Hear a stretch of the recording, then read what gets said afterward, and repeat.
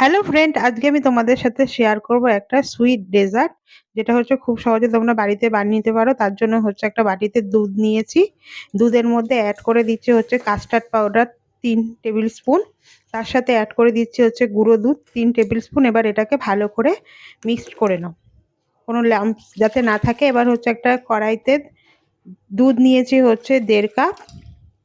তার সাথে দুধটা ফুটে উঠলে এবার এর মধ্যে অ্যাড করে দেবো হচ্ছে চিনি হচ্ছে 1/2 কাপ মতন। এবার তার চিনিটা মেল্ট হয়ে গেলে তারপরে এর মধ্যে অ্যাড করে দেবো হচ্ছে সেই কাস্টার্ড পাউডারের গোলাটা।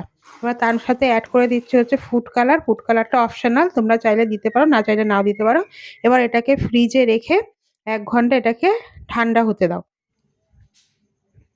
ঠান্ডা হয়ে গেলে ফ্রিজ থেকে বের করে নিয়ে মিক্সিতে নিয়ে এটাকে ভালো করে ব্লাইন্ড করে নাও, একদম ফাইন ক্রিমি পেস্ট করে নেবে একটা। তারপর এর মধ্যে অ্যাড করে দিচ্ছি হচ্ছে 1.5 কাপ মতন ফ্রেশ ক্রিম।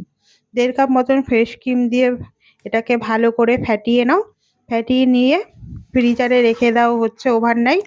তাহলেই রেডি হয়ে যাবে আমাদের চটজলদি একটা আইসক্রিম।